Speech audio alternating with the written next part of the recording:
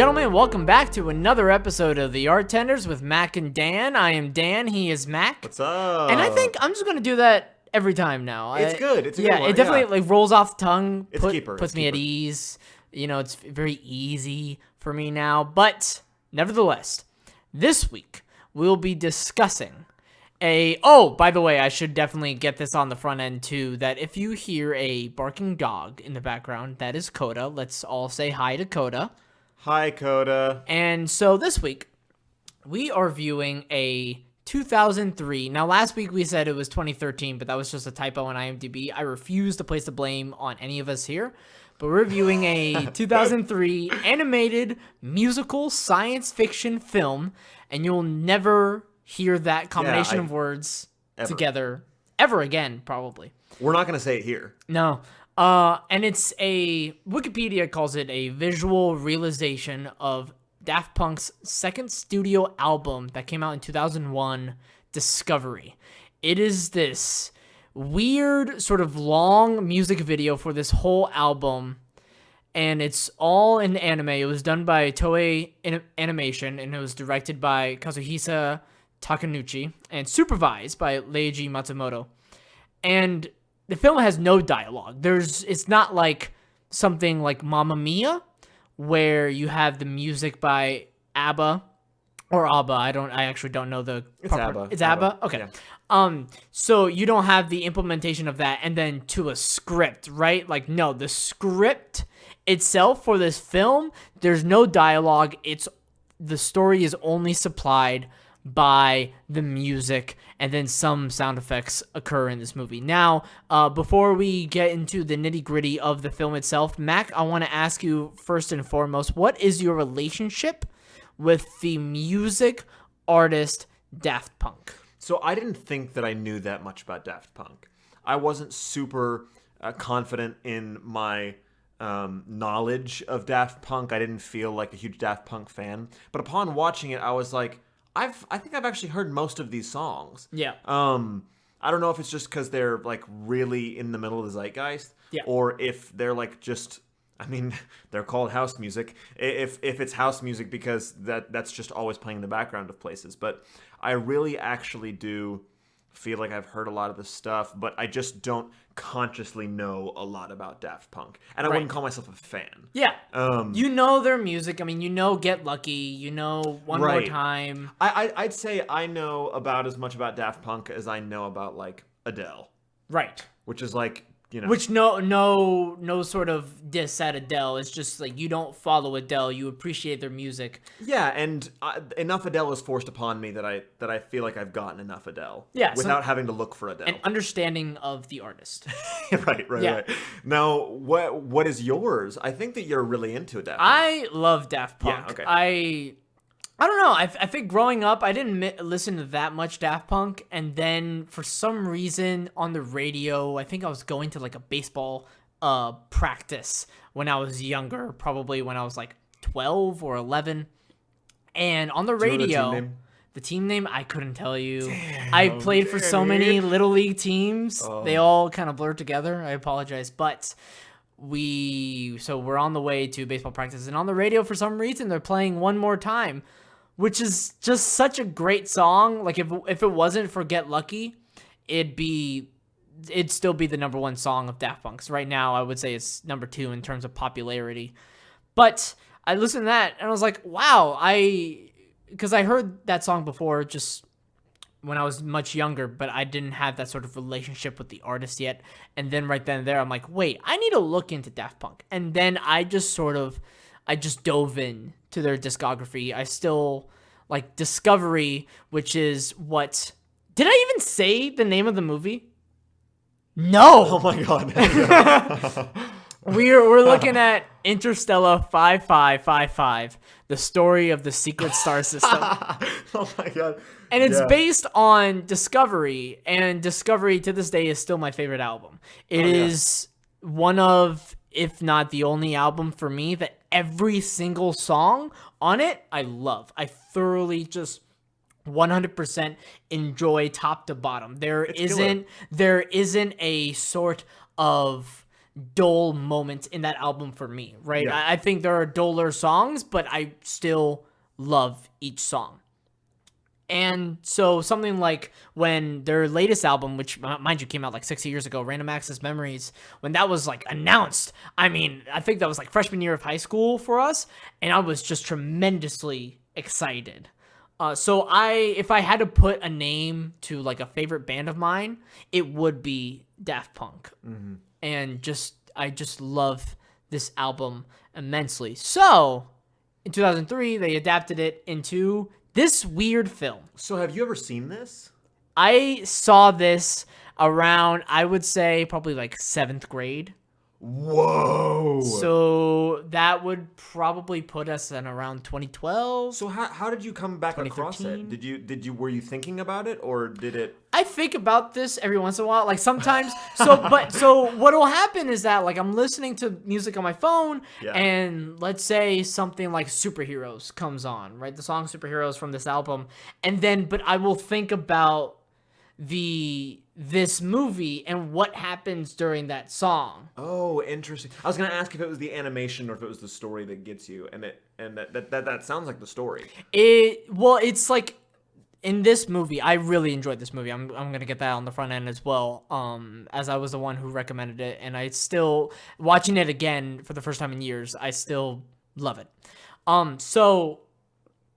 The story exists because the music is there to support it, right? So, I mean, if the music was not good, but if somehow the movie was the exact same and it still kind of like made sense with the music, then I wouldn't care, right? But because I enjoy the music so much, and then I feel like the animation and the storytelling heightens the music, and they just gel together so insanely well, in my opinion.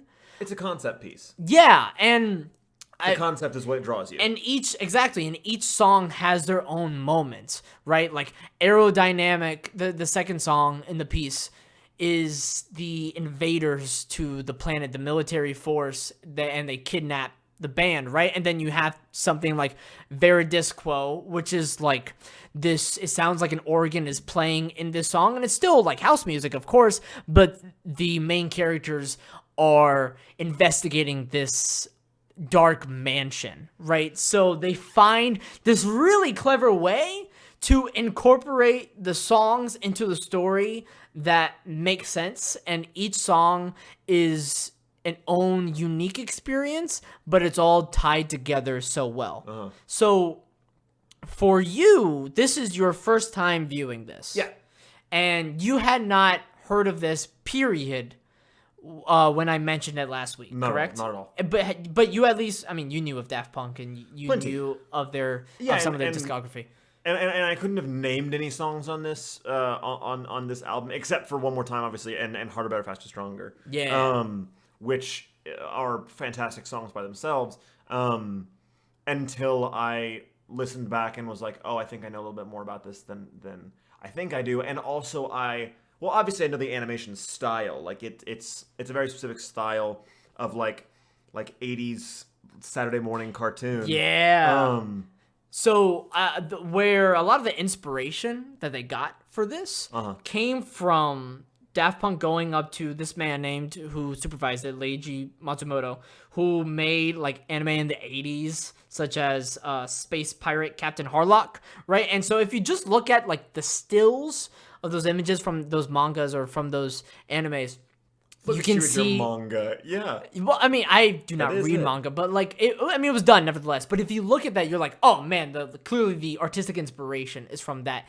And so, of course, them being a French house music band, that so much of their inspiration is from the 80s, not only in music, but also what they grew up with. Yeah. Of course, the outfits that everybody wears and the hair that everybody wears, the hair that everybody wears is just rambunctious and fun, and it just reeks of disco. Yeah. But I don't know. I really enjoy this. To explain the piece really fast, it's basically about 4 musicians. They come from a different planet. Some evil guy kidnaps them to Earth. They're like possessed essentially to perform for this evil guy, and become this essentially bigger than the Beatles. Turns out this evil guy wants to conquer the world.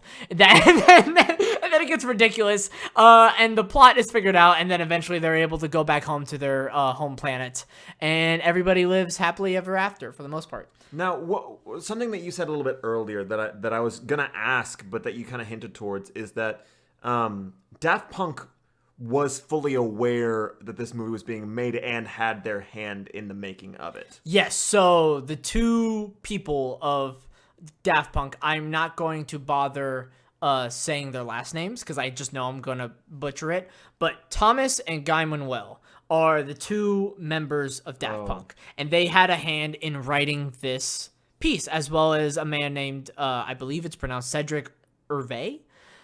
That's just stab in the dark. And so they had a piece in this, and they were already conceptualizing the film while they were making the album. Mm-hmm. I'm going to be pretentious for a sec. Go ahead. This is very interesting. Those are Belgian last names. Because it's French house music. Yeah. And they are French artists. Right. But the last names are Belgian, because Belgium is also a French-speaking country. Pretentious. Thank you. You're welcome. Hair flip. I'm hair flipping right now. Yes. On the pod. With the hair that he totally has. Yeah. But we haven't gotten to your immediate thoughts on this film. Yeah. I love this film, and I love it partially because it's some of my favorite music, but it's weird. And it's weird because there's not a single piece of dialogue either. It's not traditional storytelling. And it's just, like I said, the guy who kidnaps these people, these aliens for music, is trying to take over the world with 5,555 gold records. Don't ask me to explain, because the movie does kind of skip over that. It's just, I honestly don't understand why it's there. But why would you even try to explain it if it's, you know what I mean? It's one of those things that, like, you just gotta accept it because the movie's gonna keep going. Yeah. And the movie clearly does not give a bleep about it taking itself seriously. Sure. But anyways, your immediate first thoughts on this very strange piece of film. Yeah. So I don't think there was ever a time when I was watching it that I felt like I was swept away by any means. Yeah. There's no sense of, or there's no really attempt at escapism whatsoever, and so there's never a single time where I was wrapped up in what was going on. What I actually spent a lot of my time doing while I was watching do I even call it a movie? Yeah, you can call it a movie. Yeah. It just happened, 65 minutes, but purely because the album only lasts about an hour long. Right. And what, there are like a couple times where they have like some interlude in between. Yeah, like audio, or they'll have sound effects. But like I said, just no dialogue, period. Right. So there were actually quite a few times where I had to like pause and Google, because I was just so interested. I was more fascinated by the type of thing they were trying to make. And so I think what makes this such a cool piece for me is the fact that I've never seen it before, and like it being a brand new experience. Was part of the charm to it. I know that we promised that we wouldn't say it again, but there is no other animated musical science fiction film that I can think of. Yeah. And also, that's in this manner, right? Like, yeah. There probably is one that has dialogue, right? But also, like, but not of a complete straight. It's probably adaptation. not for an album. Also, yeah. Like, there's like the music probably wasn't made first, and then they made a story. Like, those things were probably made together as one. And there are also very few movies that I can think of that are made for an album. Yeah. And all the ones I've seen are kind of shitty, to be honest. Yeah. And so this was actually fantastic in terms of storytelling. Kind of coming fresh off our Rowan Atkinson piece with the mime and whatnot, it was interesting to me to see the ways in which they tried to tell stories Yeah. without words, obviously. I want to commend this movie, and I would like to hear your take on this as well, but I think the movie does an excellent job of, for the most part, aside from the evil villain BS, but telling a story and having that story be cohesive, and I wouldn't say like make sense, but you're able to follow the entire time. There wasn't a moment, except for the evil villain, that I was like, wait, what is happening? Like, Yeah. what's going on here? No, like, and it was very clear the character relationships and kind of like what was going on throughout the entire piece. There were hardly any moments that I said to myself, I have no idea what's going on here, or I wish there was more time spent on this piece of information. Yeah, I totally agree. There was from my end, what I found so interesting about that is, and I was trying to like kind of track it, but it really does reign true. There was never a single shot or a single moment in the entire film where they were worried about emotion. Yeah. They never bothered with emotion. And there were like emotions that were assumed, but they never, like, if you were going to write the main point or the summary of each individual shot and the entire each take in the entire film, there you would never talk about feeling. Yeah. Rather than like, so let's say that I am trying to show in this film that I love you, rather than me having affection towards you, or if you leave, rather than me being sad. It's not that. It is we show it by me doing something about it. Yeah. Like I hold your hand, and that is how you know that I love you, rather than like talking about it or trying to figure out a way to like show with my face or some shit like that. Which is cool. The strongest example of that was the song "Something About Us," which is when the pilot dies in like during that song, and so the pilot and the bassist, which is the girl, and the only female member of the band, they connect basically for the first time, and so the emotion through that is told purely by action, right? So if there is like a sort of like emotion shot where it just like has their face or something, I mean, the movie doesn't waste any time on that, and it's focused on like what is going on and like specifically in the action. Yeah. As opposed to the interior psyche of what these characters are thinking. And I think that definitely aids to this movie as a whole. I also think it would be weird if, you know, the opposite did transpire, where we are spending time, you know, with these characters in their emotions, and like it just doesn't fit the music, right? Considering that so much of the music is very upbeat.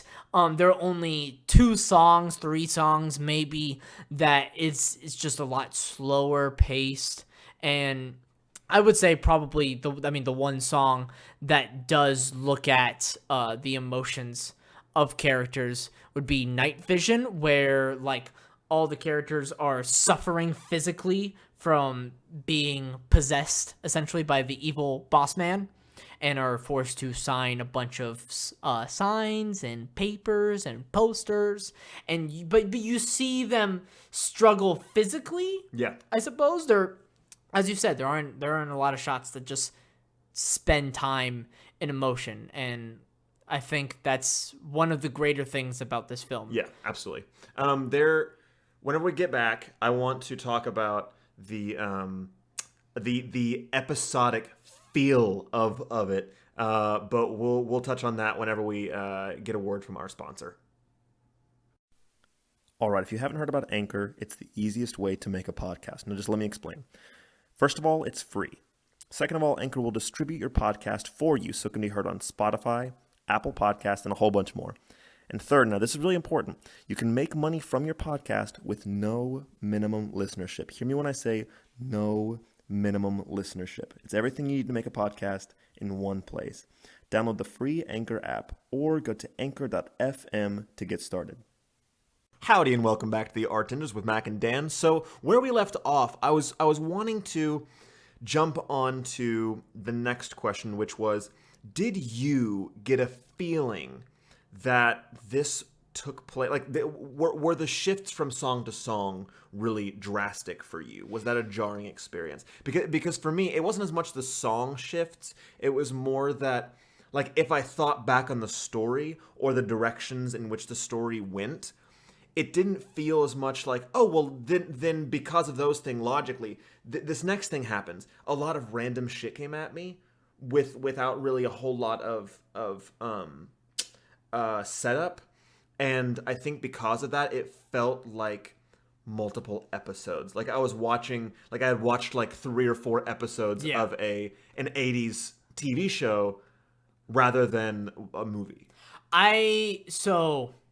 Yes, I see what you're saying. Which isn't necessarily bad. No, right. I think it's just like, it's very difficult. I don't know how this film would have not done that, right? Like, considering, like, you go from a song like Aerodynamic, which has a bunch of, like, really heavy guitar constantly, and it's just, like, a cacophony, and then you go to Digital Love, and that's, like, I mean, it's a love song, essentially. Right. A very groovy love song. So, naturally, just because of the structure of the album, I feel like there's no way to get around that. Yeah. I didn't have a problem with it, and I think like that was okay because then each song could be its own episode, right? Like One More Time was a performance episode. Harder, Better, Faster, Stronger was the mind control episode. Short Circuit was the sneak episode. Face to Face was the getting back home episode, right? Like each individual episode had their own song, and so each was very distinct because the songs were naturally distinct. But I felt there wasn't a moment where I was like, whoa, that's too jarring of transition, because so think of it like a sort of graph, this line chart, where there's a very rough peaks and valleys in the delivery of the music, how each song is completely different from the previous. But then you have the story, which is a lot smoother of transitions into stories, into each like episode per se. So I think that, so that feeling was still felt, the episodic nature of the album structure, because you can't escape that, but the construction of the movie story was cohesive, so I was still able to enjoy it as one entire piece, as opposed to 14 different pieces. Yeah, that makes total sense. There are clearly a lot of questions that I had about the film as a whole, because I spent a good portion of the movie pausing and Googling. Yeah. And a lot of that had to do with, I mean, I was interested in the production of it, like how much Daft Punk was in on it. Because at first I thought, I was under the impression, I mean, because I was watching on Daily Motion or whatever. Yeah. I was under the impression that... But you didn't hear that from us. No. But if you want to watch it... Like, theoretically, like, if one were to watch it, like, Mac was just speaking in a theoretical scenario that, like, if I were, like, actually watching it, he would watch it on Daily Motion. Yeah. Where I would imagine probably, like, a nice HD quality of that film is just there. Yeah, well, this is the thing, is that we can't know for sure, because obviously we didn't watch it. No, there. Of course not. But if someone was to, I mean, if some like really, just poor person was like, I think I want to watch Interstella 5555, that Daft Punk movie. Yeah. Then one way you could do that is typing the title in and pressing full length free. Yeah. And you might find something that looks like Daily Motion. Yeah. In which case, I mean, hypothetically. Hypothetically. In which case, you'd click on it and then watch the whole thing for free in HD. Yeah. So hypothetically, while you were watching it hypothetically on Daily Motion, you were constantly pausing the movie and Googling stuff. Googling, right. So I think a lot of it was obviously about Daft Punk and about how much they had, because at first I felt like it was a little bit like a fan made thing. Like you thought they didn't have a hand in the story? Not at all. I figured this was something made by a really smart person with a lot of time. Yeah. That was totally separate. Yeah. Because it's really cleverly done. I would say. Yeah. You wouldn't imagine like these songs are connected by a story, and then but they pull it off pretty well. The concept though sounds and feels at first like really complicated fan art. Yeah. Until you're like, wait a second, there's no way a fan could have done this. This is too high quality. Yeah. Wait, and then that's going to be the first pause. Yeah. And the first Google is, who the hell made this movie? It's as if somebody made a fanfic of like Harry Potter and then was able to publish it through J.K. And J.K. was like, good shit. Yeah, exactly. Yeah. Right. That's exactly what this feels like. And it kind of strange. So I guess I'm also curious, just from you. Yeah. What is house music? Like, what does that even mean? What is that genre? Why do I know not a single house musician other than Daft Punk? It was bigger back then, right? I mean, like house music is still Back then, 2003, or back in the 80s? Yes. Got it. I mean, Daft Punk is the most, I think, the most famous house music artist. Yeah. But it's one of those things, like, you're gonna hear a lot of house music in clubs.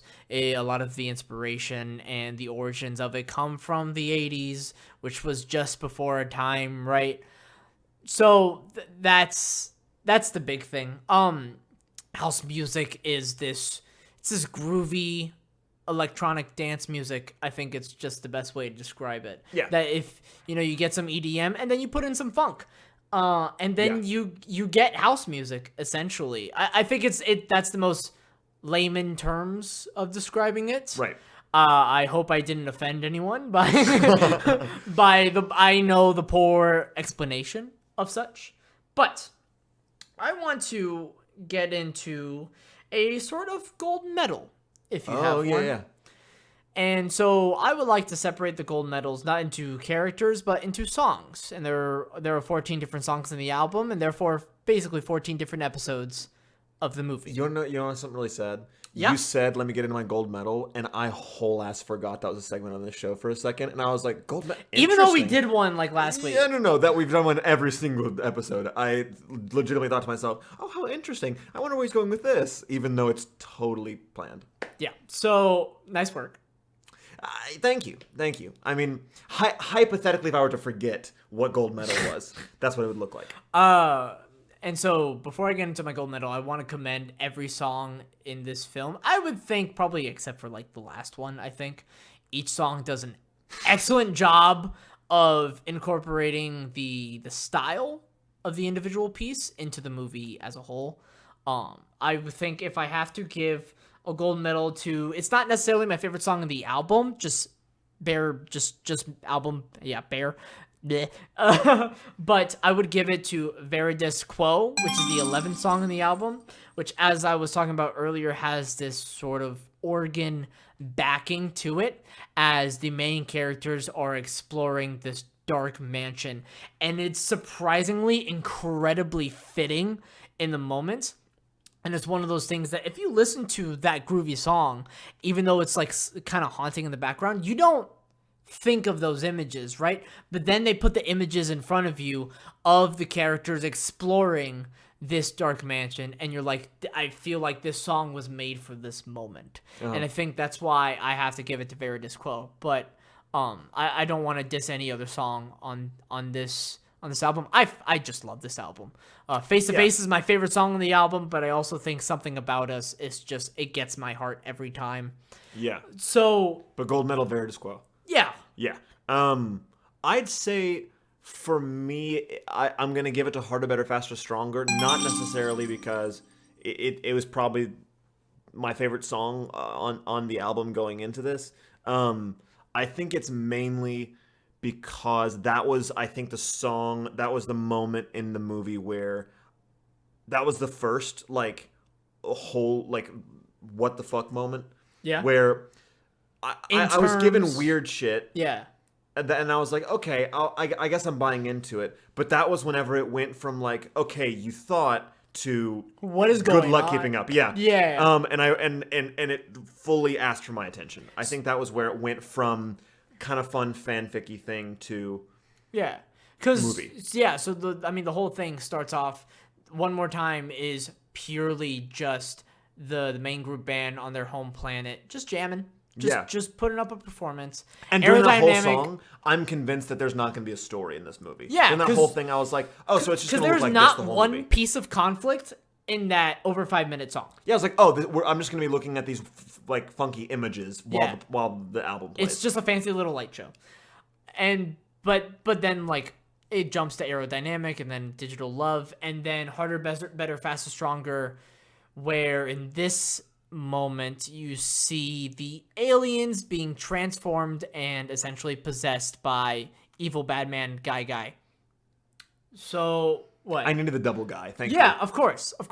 And so then you see, oh, okay, so this is where the story is really starting to pick up. So, but you were saying that at that moment in particular, like the movie really commanded your attention and you needed to like focus from there on out. That was where it earned my respect a little bit. Where I was like, oh, okay, this is great. Like this is an actual story. This is graduating from fanfic to movie. Yeah, and I have to treat it as such. Gotcha. In terms of my attention and what I'm willing to give it. I'd say that was definitely the case, and it was. And then I totally forgot. I was like, there was a small moment where I was like, wait a second, because at first I thought that it was about Daft Punk. Yeah, I thought that it was in a way following Daft Punk's journey, or was about Daft Punk. Daft Punk, the 4 blue people, Well, I figured it was like them on an alien planet. I was like, oh, that's kind of cute or whatever. Because again, I don't really know that much about Daft Punk. Yeah. But then whenever they started getting turned into humans, I was like, okay, kind of funny, kind of cute, also kind of totally like full of themselves that they might potentially sign up on a project where they're like, we're out of this, like we're aliens, we're from it felt very Zlatan Ibrahimovic. Yeah. Like I'm the lion, like Los Angeles, you're welcome. Right. It felt very much like that, and I was like, okay, we can calm the fuck down now. But then I was like, oh wait, this is an entirely made up story, which means it has to be something more than that. I don't it's think not images. We got into the specificity of it. Did you like the story? Yeah. Did you like the story and like the events that like just putting the music aside for a moment? Yeah. Even though the music is an intrinsic piece to this, but just looking at just what happens, like was it enjoyable? Yes. I think that the thing that I like the most about it is that it was one of those stories where it felt like a campfire story almost. Yeah. Where what I want to get into really fast, what I loved about this movie, and I completely forgot that this happened, that this all the events was just a dream. And usually, like, in a narrative piece, that blows, but there was something enchanting about it, that it was all a dream by a kid listening to this album on a record, and then having a bunch of toy figurines, and the toy figurines were the characters in the story. And so there's something very campfire story about that. Yeah, it felt like we were the kid in that moment, and we had just dreamed up this story too through this music. Right. But I think the thing that makes it a campfire story is that you can tell every inch of this story with sentences that only start with "and then." You know what I mean? Yeah. Rather than like having to explain, you don't have to explain each moment very long. Yeah. You can just go, and then this happened, and then this happened, and then this happened, and this happened, rather than, and then this happened. And it was kind of strange because blah, blah, blah, blah. Right. Because whenever Stella was confronted with this, she had memories of, like, it's not that complicated. Right. It's just, and then. And then, like, the pilot comes back, and then he frees their minds, and then eventually they find out, wait a second, we're blue? Exactly. And then, the guy gets shocked, and like, he turns blue, and then get their memories back. Right. It's a fun one. But I also want to ask. Yeah. So, let us actually take the music out of it. Yeah. In this question, this is gonna sound like whoops! I hit the mic. This is gonna sound like a very similar question to what I just asked of if Max liked the story, But now I'm going to ask, so let's just take the music out. Is the story still good? You know, like, is the story itself a good story? So let's say you watch this movie on mute. Yeah. It would, I mean, it would know. feel, period, like, I mean, Saturday morning cartoon, right? Yeah. So in my opinion, I think, please. I mean, the movie only stands on the music, right? I still like the story, but I think I like the story because of the music that accompanies it, right? Yeah. So something like superheroes, right? When the pilot comes down and he flies down and he saves some of the band members, that moment sends chills up my spine because of the music, right? Sure. It's not just because he's flying around and he's doing these like badass things, and at the very end of the song he gets like shot through his back. It's not just those things, it is those things accompanied with the music. Yeah. So, like I said, I like the story. There's no way the story could stand on its own. This piece, it only goes as far as the music that it has, which of course, like, it only has music. There is no dialogue. Yeah. This movie doesn't try to trick you into doing something else. Yeah. If I just try to explain this movie briefly to you, that it's just an adaptation of this movie and adaptation of this album and nothing else, I'm not lying to you. It's literally nothing else. Yeah. I think for me, because what you're saying is that the story can't stand without the music. Yeah. Am I making my point clear? Yeah, absolutely. And from my perspective, it's actually that the movie can't, or the story can't stand without the concept. For me, if I wasn't perfectly aware of the fact that this was Daft Punk's album, and this was a thing that was made after the album for the album, and that it was like to be paired with the entire album and not mess up the order of the songs, anything like that. If I wasn't perfectly aware of that going into the movie, then I probably would have bought out pretty fast. I probably would have been like, I probably would have called bullshit too fast. And it's funny because it's obviously a cartoon, so the bullshit wouldn't come from a place of like, oh, that wouldn't happen. It would come from a place of, I don't understand. I don't really want to. Yeah. There's the juice no ain't appeal. worth the squeeze. Yeah. Yes, there's no appeal for me to keep going. Yeah. And from me, that's more the concept than this music. Although I do love the music. Yeah. That's just me. And this is how were you essentially, and like you said, you were essentially introduced to this album through this movie? The entire album. I haven't listened to the entire album all the way through, that's for sure. But most of the songs I have heard before. But yeah, I'd say this was my introduction to the entire album, as well as the realization that Daft Punk makes entire albums. Yeah. I mean, like the fact. What kind of insult is that? Shut up. No, they sorry. make albums? Fuck me. No, like, you know what I mean? Like. No, I don't. Like full albums that are meant to be listened to. Oh, from start to finish. Right. Yeah. There are a lot of albums, I would probably say most albums, that of course you would imagine, like, yeah, they're sort of designed and built to be listened in that order. Right. Yeah. But it's interesting because you wouldn't think that if you just listen to the album. Yeah. But then you pair it with the movie and you're like, it makes perfect sense why this album is structured the way it is, and it is so intelligently done. Yeah. Yeah, no, I definitely agree with that. So, Danny, at the end of the day, closing thoughts, do you recommend it? Yes. I think definitely don't watch this on mute, even though like it's a fun time, right? Like, the visually speaking, it's just a fun time. We were saying earlier, it doesn't waste any time. It's all action all the time for 60 minutes. So for the deaf listeners of our podcast, don't watch.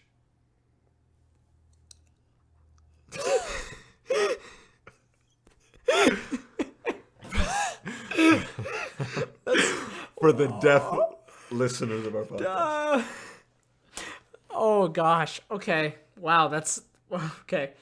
So yeah, it's good. You just really just threw me You're off. on a roll. Wrench. Done. No, I think it's good. I think it's a fun watch. It's not long. I don't know if it's the best way to listen to this album, but I would say it's like more enticing, right? Like you tell somebody, hey, listen to this album through. They're like, I don't want to, right? But this being the movie, I shouldn't say force because it sounds like it's going against your own will, but it forces you to like listen to the music as well. And then it gives you images to pair with the music that it fits really well. And so I can't help but recommend it because I think the music is fantastic. The story that coincides, I won't go so far as to say it's fantastic, but the execution of it is fantastic. Right. So I have trouble not recommending it. And wow, low gassy. But is this the best way to consume this album? I don't know. I have to think on that more. I was about to say that's a really interesting question. Maybe there's another environment that you should listen to this album. Maybe like in a club setting, perhaps, or on a drive to a beach or through the mountains or something, or during the dark night. Yeah. But this is definitely an optimal way, a satisfying way, an enjoyable way, and it is a way worth doing of experiencing an album, and you get a movie to boot, so that's a win-win. What about you, Mac? I will say that you said club, and that might be one of the optimal ways, and that's funny you say that because I really can't think of a fist pumpier artist than Daft Punk. I've never listened to music and actually been inspired to, like, without someone telling me to do so, fist pump, and this is definitely... everything they make is like that. If you don't bob your head or move your feet like during this, like there may be something wrong with you. Yeah. Like that's not a judgment statement. Like there's probably something physically, clinically, perhaps wrong with you. I was thinking clinical as well. They need to see a doctor about that. Yeah. But there is I would say I definitely recommend it purely from a place of whether it's good or not. I do think it's good, but whether it's good or not. This is not like Oscar-worthy stuff. No. And I do think it's good. Whether it's good or not, though, it's worth the watch purely because I haven't seen anything like it. Yeah. And that is, I think that's way good enough reason to watch something. It's so difficult to find something that you've never seen before nowadays. Yeah. And this definitely crosses. And it's good. It's good in what it sets out to do. For sure. There are so many things that try to set out to do really neat, conceptual, artistic things that just fall face first because you just don't have good execution backing it. And so they get lost in what they're trying to say, right, as opposed to focusing on what's actually being said. Right. And so this whole thing, it's quite literally focusing on what's being said, which is the music. And because they got that, they were able to do this beautiful crescendo. Look at you. Yeah, baby. Okay, so, you know what's interesting? Really fast. There's one song on the album, the fifth song. I just realized how it's supposed to be pronounced. In my mind, I always pronounce it Crescendos. I think Crescendos? Crescendos. Yeah. That sounds so much better. That makes so much sense. Because crescendo, right. The word crescendo is literally right there. Yeah. I don't know how I missed that. I was right there with you. Years. We're both idiots. Yeah. Man, we suck. We shouldn't be trusted to review art. Crescendos. That's good. Yeah, I like it. Yeah, the more I think about it, the more that makes a lot more sense. Because I was like, crescendos. What? Crescent? That's what I was thinking too. I was like, what the hell? Okay. But then we're just dumb. Mac, what are we looking at next week? So, what we're doing next week. Funny thing is, I asked our mutual friend, who is also an artist, a very smart one, Shama. Yes. If she would like to come on the show next week. Okay. To which she said, yes, absolutely. Yeah. Today, upon texting her, she requested more time to decide what it was that we were going to be watching. Because I threw it all on her court. I said, if you're going to be coming on the show for like once, just like with Sam and with Emma, I think they got to pick what they were going to watch. And watch. Coda. Let's not forget Coda. Oh, and Coda, right.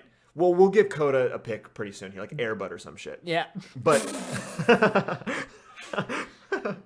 So... Shama, I feel like should get the pick, and we're still waiting from a pick for her. So the listeners will be getting a fun new pick next week. It's a surprise. We'll see. We will see. We will see. Or hear, or whatever the feel, whatever the mode of art is. All right. Okay, cool. Let's Yeah. see. All right. Thank you very much, Mac. Thank you so much, Dan. And thank you, listeners.